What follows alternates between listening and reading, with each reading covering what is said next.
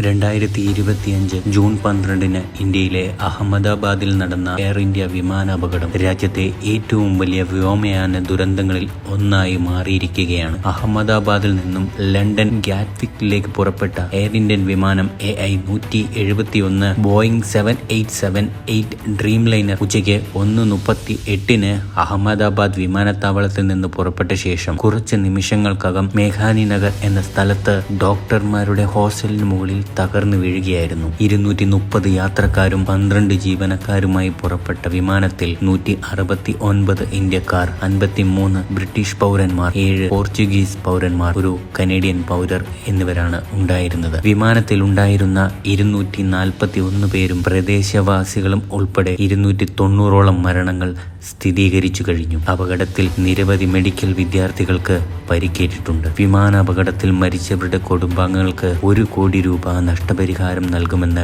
Tata group പ്രഖ്യാപിച്ചു. കൂടാതെ പരിക്കേറ്റവരുടെ ചികിത്സാ ചിലവുകൾ വഹിക്കുമെന്നും അപകടത്തിൽ തകർന്ന BJ മെഡിക്കൽ കോളേജ് ഹോസ്റ്റൽ പുനർനിർമ്മിക്കുന്നതിന് സഹായം നൽകുമെന്നും ടാറ്റ ഗ്രൂപ്പ് അറിയിച്ചിട്ടുണ്ട്. Tata sons chairman N. Chandrasekharan ആണ് ഇക്കാര്യം പ്രഖ്യാപിച്ചത്. അപകടത്തിന്റെ കാരണം വ്യക്തമാക്കാൻ വിമാനത്തിന്റെ ബ്ലാക്ക് ബോക്സ് കണ്ടെത്തി വിശകലനം ചെയ്തുകൊണ്ടിരിക്കുകയാണ്. ഇന്ത്യൻ വ്യോമയാന അധികൃതരും ബോയിങ്ങും US നാഷണൽ ട്രാൻസ്പോർട്ടേഷൻ സേഫ്റ്റി ബോർഡും ചേർന്ന് അന്വേഷണം തുടരുകയാണ്.